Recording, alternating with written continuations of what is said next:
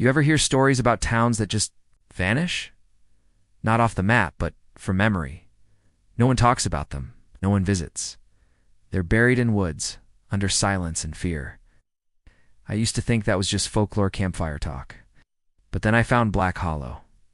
It started with a detour. My GPS glitched. Road signs disappeared into fog. I was heading to a cabin up north, but ended up on a narrow road lined with pines. No signal, no traffic. Just a rotted sign. Black Hollow. The town looked forgotten, boarded windows, broken signs, a church barely standing. But someone was there. Saw movement behind curtains. Then I pulled up to what used to be a general store. Before I touched the handle, the door opened. An old woman stood inside. Pale eyes, wrinkled face. She spoke like she'd been waiting. You shouldn't be here, not during the full moon. Her name was Maeve. She poured tea, hands trembling. I told her I was lost. She shook her head slowly. People don't get lost here, they get pulled in. Forest wants witnesses. The curse wants heirs. She said I needed to leave before sunset, that he would wake. When I asked who, she said, the Hollow Wolf. I didn't leave. I should have. The sun dipped too quickly. The trees went still. Then came the howl. It was an animal. Not truly. It was deeper, like a scream bent into a shape it shouldn't take.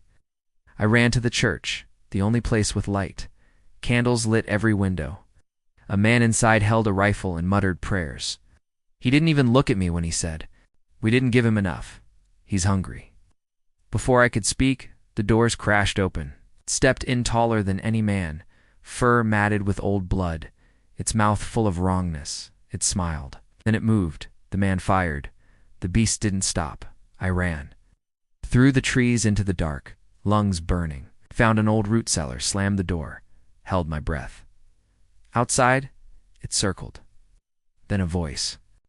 You saw me? That makes you mine. Morning came. The town was empty. Maeve was gone. The church, quiet. I drove away thinking it was over, but something followed me. When I looked in the mirror, I saw yellow creeping into my eyes. My jaw ached. Silver hair curled from my palm.